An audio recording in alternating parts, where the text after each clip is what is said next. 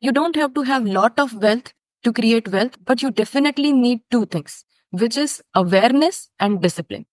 With any amount, if you have these two, awareness into discipline will give you the compounding effect. That's So, my Shamila, what is the best way to set realistic financial goals, especially if someone is new to managing money? So it's important to have a very, clear cut goal which you resonate with.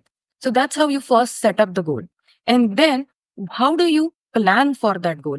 So I have a small step, and it's a very common thing, right? Very easy to remember as well. Many people are using this. So, how can someone identify their unique money personality, and why does it matter when planning finances? So, folks, you have tuned into TGV, and hearty welcome to the Guiding Voice podcast series, the world's only quadrilingual podcast at this moment of recording. And we are trying to embark into multiple languages as we speak. And here we embark on transformative conversations for a better future. And we want to simplify and amplify your journey to success. I'm your host, Naveen Samala, dedicated to making the world a better place by bringing you wisdom through valuable discussions with experts designed to simplify and amplify your success. And thank you so much for tuning in.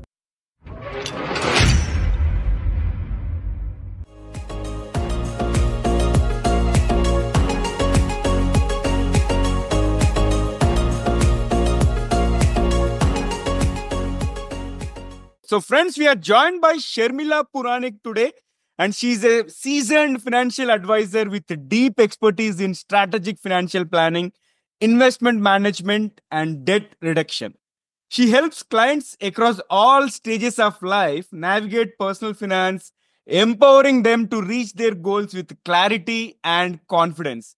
And today we are going to delve into an important conversation on the topic at hand: Financial Fitness 101, planning, investing, and also growing your wealth. And before we get started, here's an exciting twist as always. Let us tickle our guest brain first. So, Shamila, get ready for a rapid fire round of random words. I'll mention a few. And I would love to hear the first thing that comes to your mind in response without thinking much. So, if you're ready, let's get started. Hello, I'm Steve Ahern, one of the judges of the Asia Podcast Awards. I'm interrupting this episode to let you know that you're listening to an award-winning podcast. This podcast won its category in the 2024 Podcast Awards, so you know you're listening to quality. Enjoy your listening experience, and congratulations to the team who created this award-winning podcast for you. All right, so here comes the first word: curiosity, Answers, insights, invention, possibilities, upliftment, future, bright, very bright, universe, abundance, abundant blessings. leadership, It's positive influence, impact. success, Next step, a milestone. finance, It's a tool. It's a fantastic tool. goals, Purpose, a purposeful life. risk. It's inevitable, but comes with rewards. Okay, and the last one is wealth.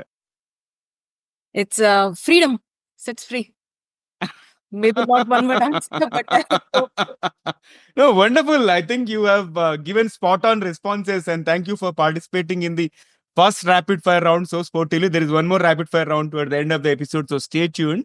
And first of all, Sharmila, hearty welcome to the Guiding Voice podcast series. How are you doing today? I am really doing fantastic. I'm so excited to be here, and I love the energy that you guys bring in, and the purpose of guiding everybody, all resonates so well with me. So thank you so much, Naveen, for having me, and hope we can make some impact over here today. Absolutely, we are going to make a huge impact. And thank you once again for being part of our journey in shaping the careers and lives of millions across the globe. And we'll begin the show. So we'll start with your guiding voice. Share with us who is your guiding voice. I think, like for everybody else, you start off with your parents. So my parents have been always my guiding brights, then my guru, my friends, mentor, and family. But apart from all of these, whom I'm very much thankful to, I think life also teaches you a lot. So the experiences and the failures. So those have been my guiding voices throughout. experiences and failures as well. Wonderful. Yeah, even I believe in that. Failure is not fatal and failure is not permanent. And we got to learn a lot. And as we experience, I think more and more things start uncovering for us. That is what we have noticed. And let's go to your success mantra. So share with us the top 3 things that have contributed to your success so far. I think there is a success is just a milestone. So I had need to do a lot of things, but a couple of things I'll mention that have worked for me. So Mhm. one is whenever something happens, you always tend to think, why me? And why did this happen? But I fortunately am able to get out of that zone and think about a solution. So I have been a solutionist all my life. So what's the solution? What are the next steps? I've always focused on that. And then another thing is that being ready to be out of your comfort zone, learning new things. My background is finance, but I have been extensively working in the field of technology, and I've always challenged myself to learn new things, to get out of the comfort zone. So that's the second. And then next is, I think, being resilient, being adaptable. I think both goes hand in hand, being uncomfortable and being resilient. So those are the 3 things which I think makes a lot of difference to you, both professionally as well and in your personal life also. Mhm.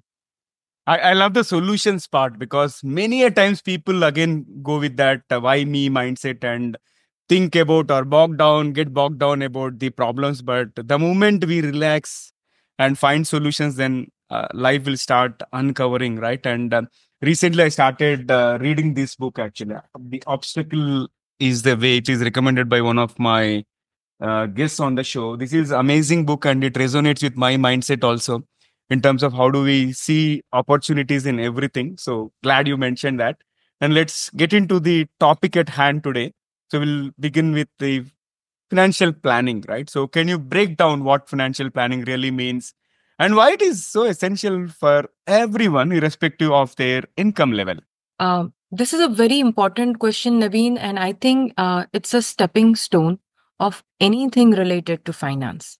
Whether you are thinking about financial freedom or just wanting to be getting literate about this topic, it starts with planning and to understand basically what is finance. So I'll spend a minute on first talking about, when you think about finance or money, what comes to your mind? So when I'm thinking about finance, I usually think of it as a tool to help me better my life. You know, money is needed now that we have gone away from the barter system to have each and everything in our life, apart from love and other emotional things, right? I think until the day we die, money is something which is very critically important for our life. And think of it as something like a tool which will take you from one place to another, very similar to your car. So, like if you're going on a long distance travel in your car, what you would like to do is that, maintain your car, have proper servicing, check the fuel levels, so on and so forth. Right. Similarly, with your finance, you need to have a good relationship because it is one of the very important factors in your life. And you have to maintain that relationship by thinking about it, by planning about it, and by constantly looking at it, reconfiguring it. I might be using this again and again, but reconfiguration is also very important. So that is the care that we need to take. Another important thing is that, there is a misconception that, more money will solve financial problems. So if I have less money today, the only thing that I need to do is somehow go and earn more money. But that's not always true, right? Despite the amount of money that you have today, you are very much capable and ready to start on your financial journey. Any amount can help you to go ahead and create the wealth, which will help you in achieving your life goals. Because as I was saying, right, finance is a journey towards your life goal. That could be anything. That could be happiness, buying something, travel, doing something for your kids, your family, your friends. It depends upon each and every individual what their goals are. But on this journey, it is very important to have the planning together, along with your friends and family so that you all are going on the same path and not in different directions.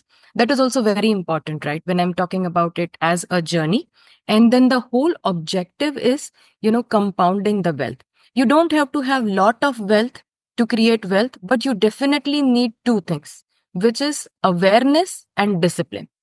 With any amount, if you have these two, awareness into discipline will give you the compounding effect. That's my formula, right? You can write it down. Proper awareness, being vigilant, and then being disciplined about what you have known, understood, will give you the compounding effect, which will help you in generating the wealth. So that's what is, the basics of planning. And don't even think about where you are, whether you are very young or whether you are mid-age or closer to your retirement, men or women or anybody. It's for everybody. It's a life skill. That's what I would say. Wonderful, wonderful, wonderful. Amazing. So, Shamila, what is the best way to set realistic financial goals, especially if someone is new to managing money? Absolutely. This is the very important thing to understand. And before that, let's understand what any goal is. Goal is something that could be my ambition, that could be something which is a must-have thing, or that could be something which is good to have things, or might not a necessary thing. So first, you need to understand why your goal is important to you, why the goal is necessary, and if that goal is a right goal for you. And to do that, always ask yourself this question: why? Why I want this? Why it is needed? Is this really important? What difference it is going to make in my life? So once you start asking these questions, especially the why, ask that why 3 times. Why this goal? Why not the other goal? If you ask yourself this question, why, then your goal will be solidified. Because if you don't have enough purpose to, stick to it, then you will probably not have the discipline to follow through that goal. So it's important to have a very, clear cut goal which you resonate with. So that's how you first set up the goal. And then how do you plan for that goal? So I have a small step, and it's a very common thing, right? Very easy to remember as well. Many people are using this. It's a process called as a SMART process. Like everybody likes to be a smart person. So SMART means, for S, it stands for being specific. So you have to, very specify yourself to achieve this goal. I am planning, and I am planning to set aside 25% of my income. That's specific. Then it should be measurable, that out of this 25%, I'm going to put 5% in mutual funds, 5% in FDs, so on and so forth. So now what you're able to do, you are able to measure that how much you have earned, how much you have put in. Second is that it should be achievable. So don't say that, okay, I have spent so much, from tomorrow, I'm going to, save 80% of my income. I mean, that's not possible, right? So, or maybe it is possible for some people, but then have a realistic, achievable plan set up, right? If you set something which is too much difficult or too easy as well, right? Okay, I'll do 10% of salary. I mean, that's too easy for you to do.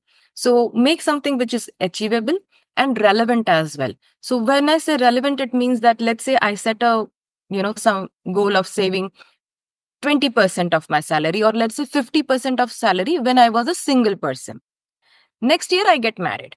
Now my responsibilities are done. So now if I'm still on that 50%, that might not be a good thing. Maybe I can do 60% because my spouse is also earning, or maybe I have to go down to 40 or 30% because my expenses have increased. So your planning has to be relevant to your current situation and time as well. So that's very important. And again, it has to be time bound. So I have a goal. So I have a goal of, let's say, learning something, let's say prompt engineering. I cannot say that, okay, my goal is moving. I have to say that within 6 months, I'm going to learn it. Within 1 year, I'm going to, otherwise, by the time I'm done or I have started, something new will come up. Right.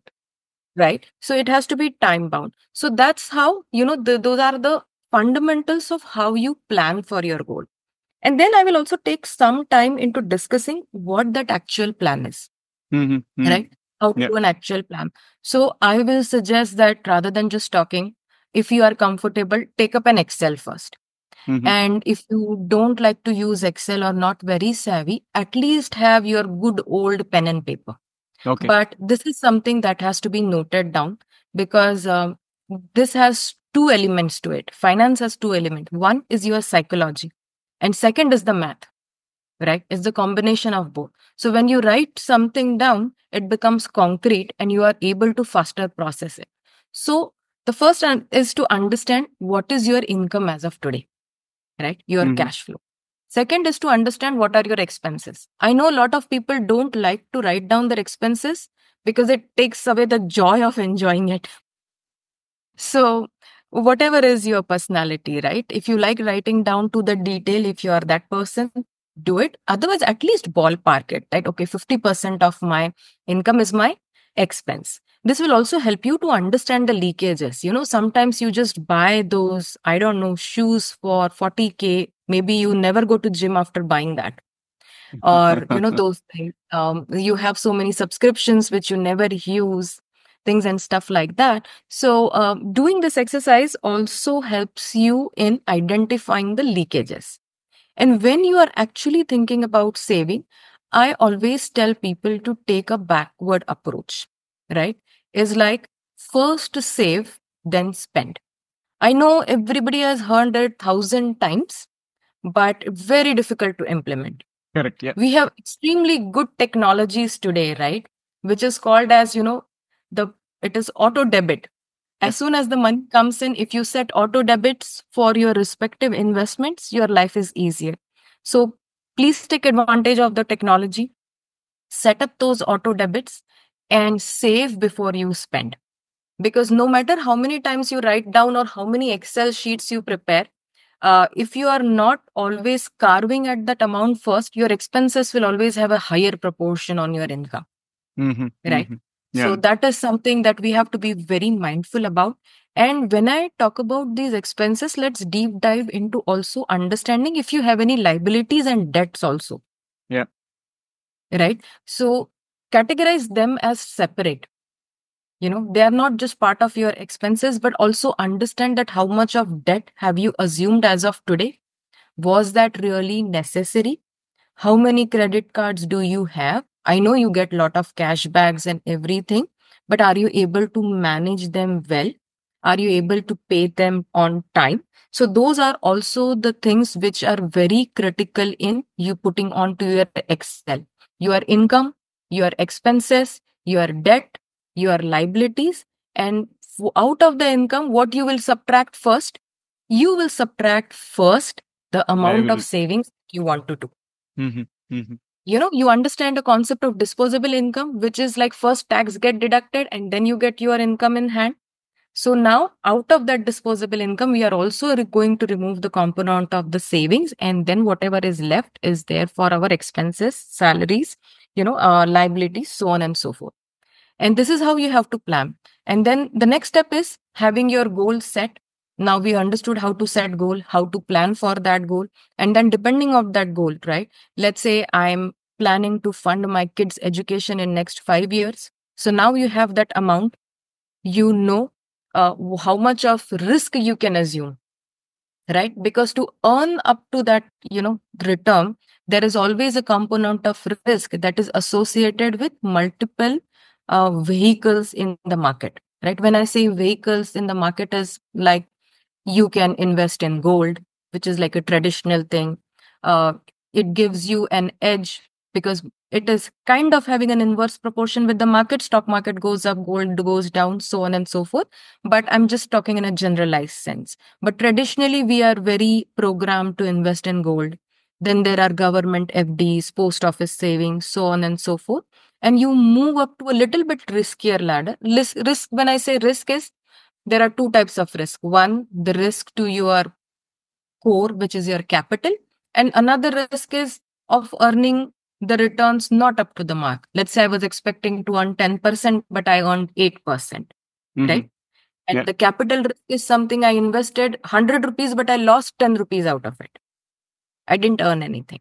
So we will get into the personalities as well, more into depth, but understand that there is a risk associated with everything. Nothing comes free. So you have to understand how much you are comfortable with, invest in that vehicle, and then plan for your each specific goal. So your each goal should have a separate plan. And that investment criteria that I for education, this house, this, travel, this, retirement, this, so on and so forth. So it takes a little while. And when you hear about it, it might sound overwhelming, but it is not. Yeah. Trust me, it is not. It is just for you to take the first step. As soon as you start writing it down, you would think that, oh, this was nothing. This was just plus minus maths, which I'm doing since childhood. But I was just not aware about my income, my expenses, so on and so forth. So I have given you a longer answer, but I hope that makes sense to you, Naveen, and you can ask questions if something is not clear on this. But that is the gist of uh, one, what is a goal? How the plan should look like for that goal, and what are the criteria to be considered where planning for that goal. So we covered three things in Yeah. this answer. All right, so that is very clear. First of all, somebody has to write down how much they are earning and also categorize their liabilities, debts, and also how much they want to save, so on and so forth. So this brings me to the next question in terms of how can people identify and categorize their goals into short term, medium term, and long term. Any tips on that? Absolutely. So when I say, something which is needed immediately is current, right? Let's say I want to go on a summer vacation, which comes in, let's say, next 3 to 6 months. Then anything that falls within a year's time is a short-term goal, right? And then you have to choose your financial vehicle also accordingly. Because let's say if something is immediate, then you cannot, create that money over time. Yeah. And for that, what I usually advise people is to have some reserve, right? We are talking about savings. In our first plan, I told you, like the disposable income, have something, set aside as a savings. So when you also set aside something as a savings, I always tell people to put something as your emergency fund, right? Like a 3 months or 6 months thing. So and then how to identify how much emergency fund do I need? So what I tell is that it depends on your psyche. If you are kind of a person who gets worried a lot, then have 6 to 9 months of your expenses as your, emergency funds. If you have a habit of splurging a lot, you're not planning much, then you should have 6 to 9 months of emergency. But if you are a very careful person, have planned everything, you can even have a 3 months of expenses as your emergency funds. Okay. So if something comes in short term, then these kind of emergency funds can be utilized to service those things, right? Rather than breaking your FD or withdrawing from your mutual funds or something like that. Then could be your, midterm funds, like something like a marriage expense or starting a company or something like that, right? Which you want to self fund, or buying a house, which also requires some kind of self funding and some kind of funding from outside. Those are your midterm fundings. Then for that you choose a different kind of vehicle, and those investments are little bit of longer investments, right? They are mostly 5 plus more years investment before you start getting to see proper returns for them, so that you can reach-analyze or reinvest them. And then there is another category, which is called as the long term category, and which is very popular these days because it's called as FIRE. Everybody wants to retire early and everything. And it is also very important because, Naveen, when our parents used to work, many of them were working in the social sector or the government sector, which promised them, pensions and everything. Correct. But now, if you look at our working, culture, and the workforce diversification, many of us are working in private sectors, which may or may not come with the pension plans. So it's very important for us. And we don't have pension plans, but our longevity of life has increased, Right. up to 70-80% years of age. We are very healthy and living. So after we get retired, we still need to fund ourselves for next 30-40 years. Correct. God willing. So that is why this retirement planning is also very important, even if you don't plan to retire early, right? So it is and that is mostly your long-term, goal, and that you should plan, start investing for that from the day one. The day you start earning money, that is the point of time you should start putting it towards your retirement funding. And slowly and eventually it will give you that compounding effect that you can retire in peace. Even if you want to retire early, it is fine. Retiring early doesn't mean you don't do anything, you just chill out, but you do something which you are more passionate about. But these are the broad categories of, and when I also talk about the long term one, I also ask people that, you're investing, everything is fine, but have you protected yourself? In the sense, do you have insurance? Right? Yeah. Because I'm planning for retirement plus few years, but, what about my loved ones who are going to be behind me? That is one question. Another thing is that medical expenses are very high these days. We all saw Corona and things. So, not from a point of fear, but a point from, being preparedness. It's important to have that insurance element as well in the long term. So, if you have a good medical insurance, you are free, you are not much afraid of, paying heavy medical bills. It really helps you in taking care of that, and term insurance also helps you in having that edge, and it gives you a support to your family as well. So these are the three criterias. You can have a 1 month goal as well, you can have a 1 week goal as well, but these are very broad categories and we are generalizing it. And some of the factors like emergency fund, insurance, etc., and the vehicles we choose, right?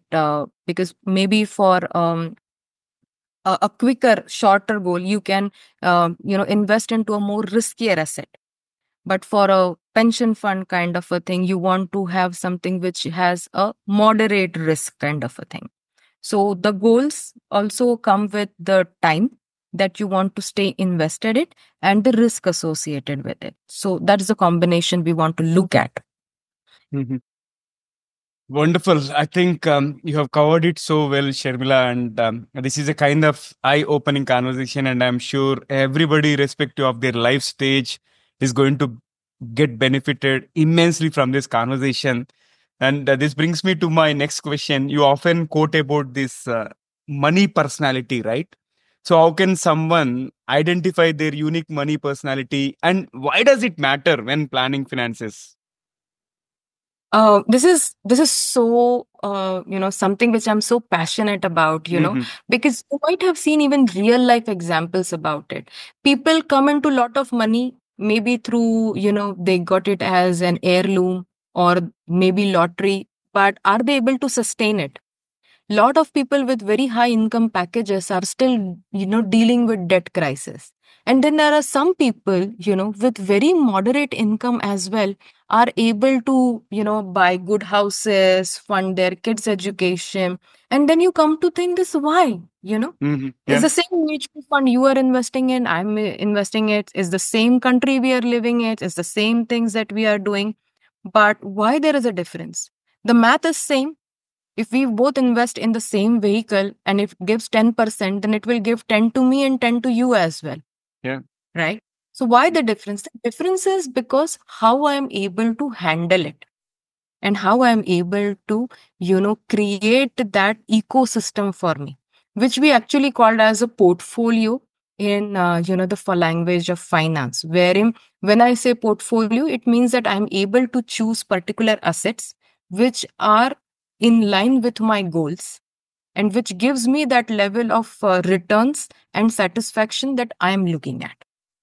So there's differences in that portfolio creation and how money is handled and returns are, received by each person is determined by, the personality that we have. And I will, will not go into very details, but I'll generalize it and we'll do some things for the sake of fun as well.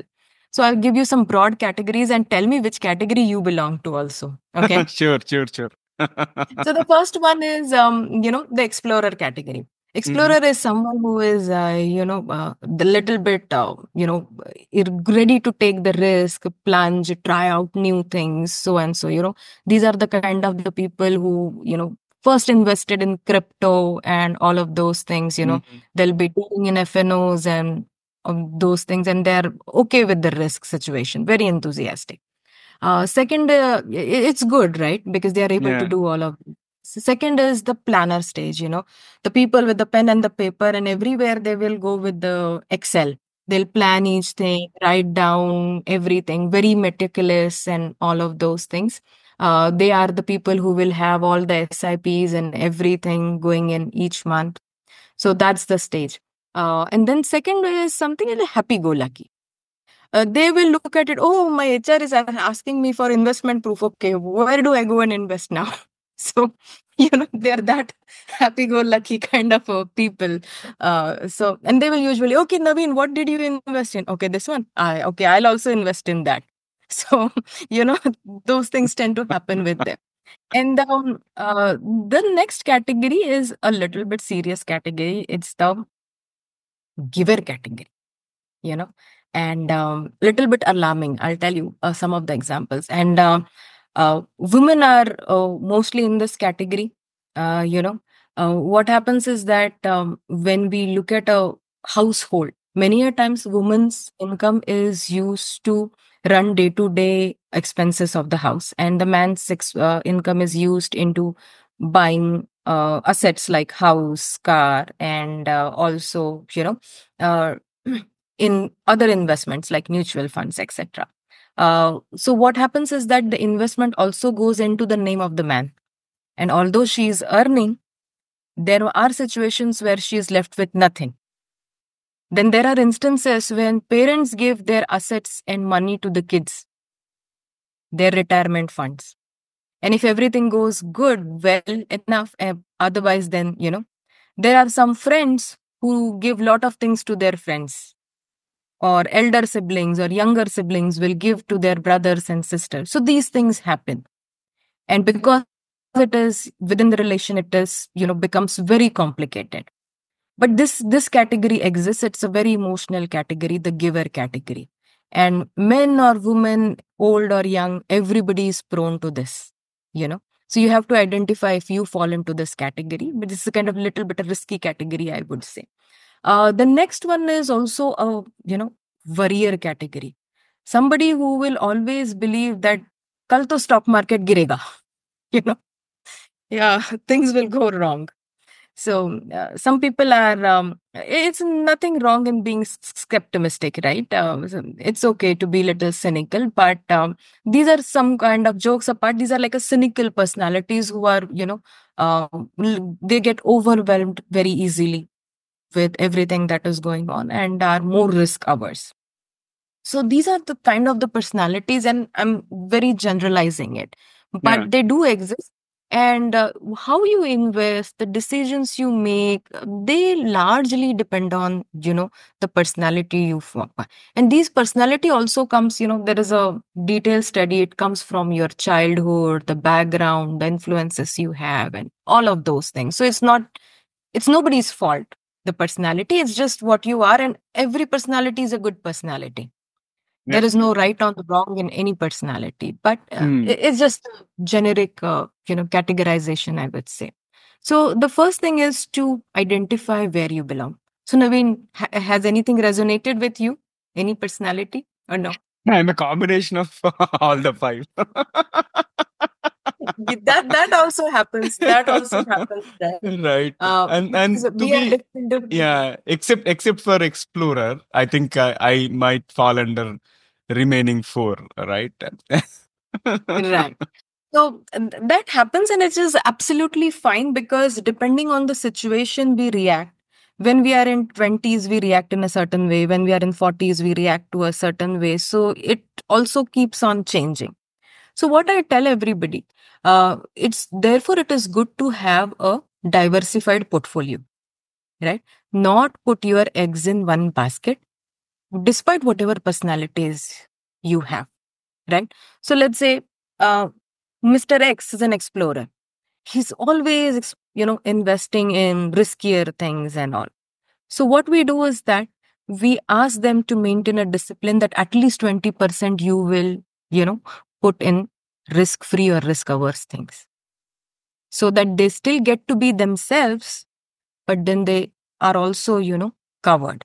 So we ask them to diversify their portfolio. even the planner. What happens with the planner? They are calculating so much. They are going in, trying to be perfect, and they're missing out of a lot of things. Hmm. So we give them, where to draw that line, where to stop. So that's the help we can give them. The spenders, right?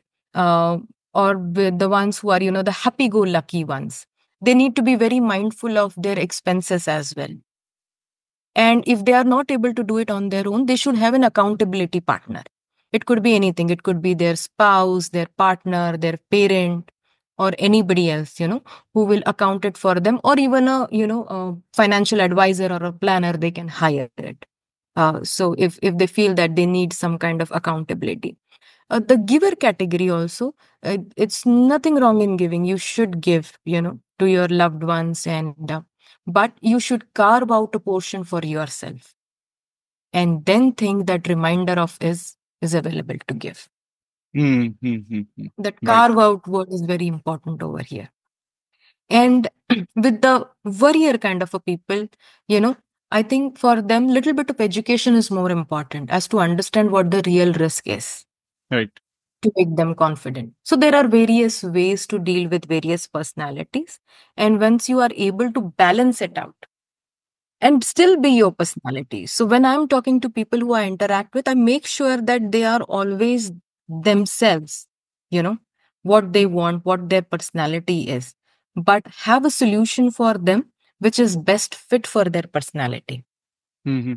Yeah. We have a combination of assets in their portfolio, little bit of gold, little bit of this, little bit of mutual funds, little bit of alternative assets, little bit of equities, all of those things depending on their personality. So they have a good exposure.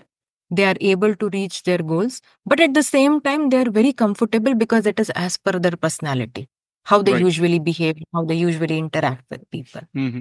So Hmm. that's why understanding personality is very important, not just the math part of the finance. Right. Okay, wonderful. I loved all the different personality types, and I could imagine, okay, in terms of who of my family members and also my friends fall into each of those categories. While you're speaking, I'm trying to visualize that, and that's a wonderful I am the set of insights. Yeah, go ahead. No, I think I'm the second one, who is Yeah. constantly taking notes and putting everything on Excel, but ending up not doing it. So it happens. Okay, good. So let's move forward. And my next question is more on the investment part. What are some common pitfalls of this herd mentality? Right, because people go with, for example, if cryptocurrency is booming, okay, let me go there. Or if ETFs are booming, they go for it. Or gold, somebody just blindly follow the herd, right? Absolutely, absolutely. So when we are following, somebody, it essentially means that I don't have enough information. Hmm. Second, I don't have confidence enough to make a decision, even if I have information. Hmm. Hmm. Hmm. Second, I am not very serious about it as well, Right. right? So if any of it is, happening to you, ask these three questions. Why do I need to listen to Sharmila? Can I not have this information on my own? Right? Hmm. If Yeah. I have this information, am I capable enough of making a decision, or do I need advice from someone? Or I should just look at some YouTube video or some influencer and buy those things, or I should buy because my friend is buying it. Right? Hmm. And the third important thing is that what does that investment speak to me? Is it as per my goals? You know, let's say an IPO is coming out. Everybody's saying it's such a great IPO. Let's invest, right? But do I have that much of money today? Is it part of my financial plan? What goal it is going to serve to me? Is it short term, mid term, long term? How it impacts my family? How it impacts my other expenses? So these are the questions you should ask. And the most important thing, right?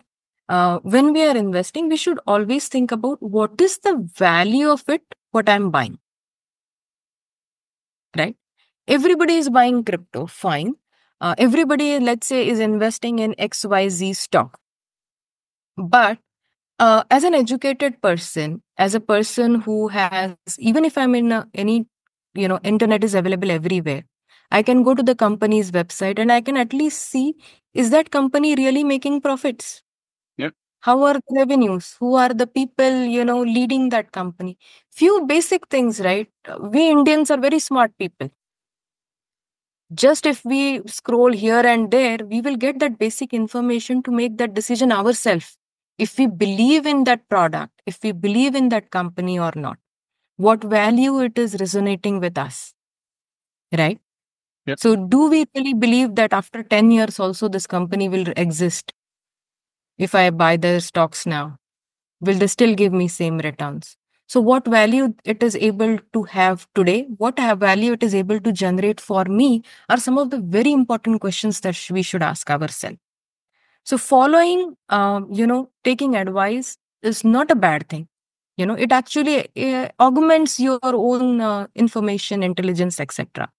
So, but be very careful of who is guiding you and who you are following. Okay. And is it really necessary for you to follow? Or can you do it yourself? Great. Again, intriguing set of thoughts there. And this has been incredible conversation. And it's time for us to add some more spice and some more excitement to the episode, which means I'm going to kick off the second rapid fire round. Shall we do it? Okay, I should sip some water before we do that. Okay. All right. Here comes the first bullet. If you could have one gigantic billboard anywhere with anything on it, what would it say? Now is right. Now is right. Wow. Now. So deep. Anything Okay. you want to start financing, learning anything, now is the right time. Just do it. I love it. And can you describe yourself in just one word? I am resilient, I would say. And if you could invest in any company right now, what would it be? I strongly believe in conservation. So a good startup, for renewable energy is something my heart is and mind is too. Yep. You nailed it. And one piece of financial advice you wish you had gotten earlier. I mean, start right now. And, also you are enough because sometimes we try to overcomplicate things, but I think we are enough. Whatever we know, our common sense and logic is enough to start. So, Okay. Wonderful. And what is the best book on financial management?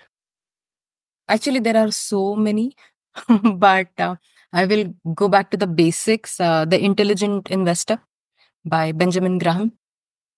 The Intelligent Investor. Okay. Yeah. And It's a what is your... little old, yeah. but I think it will resonate with most of us, All right. Great. And what is your financial mantra? I would say that patience pays. Patience pays. Okay. Not And your favorite way to reward yourself after hitting a financial goal?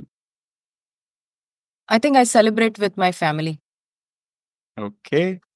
And what is the biggest money myth you wish you could bust? Money can only make money.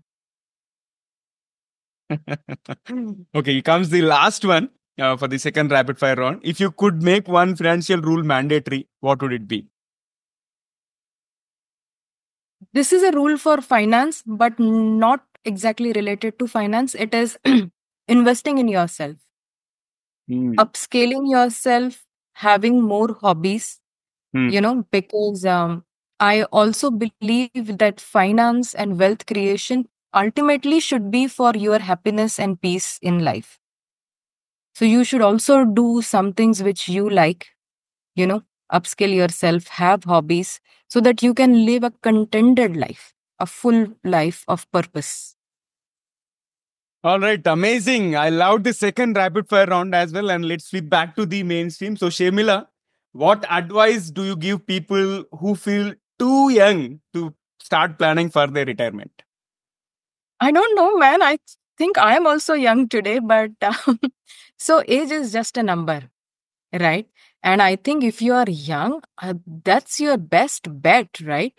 Life is on your side. What else you need? Start right away. You are extremely intelligent to take your decisions, believe in yourself, take small steps. You can start an SIP with rupees 100 or 500 as well, which has absolutely no downside in a way. So, just start, take a plunge, and slowly and steadily you will get. And don't be afraid of failures. As I said, right, this is a journey and you will have to, reconfigure yourself. So you have to rebalance, reconfigure yourself, revisit few decisions, but that's okay. Be confident and go ahead is what I would say. Wonderful. I loved it, and I think we need to have many more conversations in future. And I thoroughly enjoyed the conversation. So, how is your experience being hosted on TGV, the Guiding Voice? I think this is fantastic. I had a complete liberty of expressing my thoughts, and you were so patiently listening to it. And all the conversations that we had, they were mind provoking because the questions you asked led it also into the right direction so that we can deep dive into the subject. So I would say that thank you so much for taking so much interest in this subject, bringing it out into the front, and giving me the opportunity to express my thoughts too. So I think your team and you are doing fantastic jobs, and my best wishes to all of you. Thank you so much, Sharmila. And it was amazing. And thank you for all the kind words as well. And looking forward to hosting you again in future, as I said. All right. So, Absolutely. friends, yeah. So, friends, that was our episode with Sharmila Puranik. And before we jump into the fun trivia section, we have a quick request in case if you have enjoyed the conversation and found it useful, please share with at least 3 of your friends or colleagues who would also like TGV, the guiding voice. So spread the knowledge and help others grow just like you have been growing. Now it's time for us to hop into the trivia segment. Having had a masterclass on financial planning 101, I thought I would present you two lesser known and intriguing facts about the origins of financial planning. The first fact is that the birth of financial planning dates back to ancient Mesopotamia. Financial planning might seem like a modern concept, but the roots go as far back as 2000 BCE in Mesopotamia, where the first forms of financial record keepings were found. Ancient merchants used clay tablets to track transactions, debt obligations, and also business agreements, marking the beginnings of structured financial management.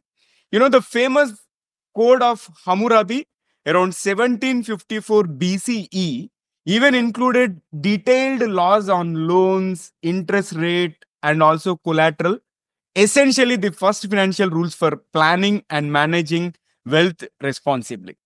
Second is about early insurance plans were created to protect sea merchants' wealth. And it happened as early as 14th century. Early forms of financial planning emerged as insurance policies for merchants risking their wealth on ocean voyages. And trading was highly profitable but risky. Merchants in Mediterranean port cities developed the first maritime insurance agreements, and wealthy investors pooled resources to cover potential losses from storms, piracy, and also shipwrecks. And this cooperative model allowed merchants to mitigate risk and encouraged more strategic investment planning, paving the way for modern financial planning principles like risk management and also diversification. So that's it from the trivia perspective. Likewise, if you know any interesting facts about the origins of financial planning, or if you know any interesting ways to save money, you can let us know. If you're watching this episode on YouTube, you can comment there. Or if you found it on audio platform or some social media platforms, you can comment there as well. I would love to hear your thoughts. And folks, that's it for today. Thank you so much for tuning in and also for being part of our awesome TGV family. So until next time, take care, stay inspired, and remember, the best is yet to come. Goodbye for now. See you all in the next episode with another amazing guest. Take care. Love you all.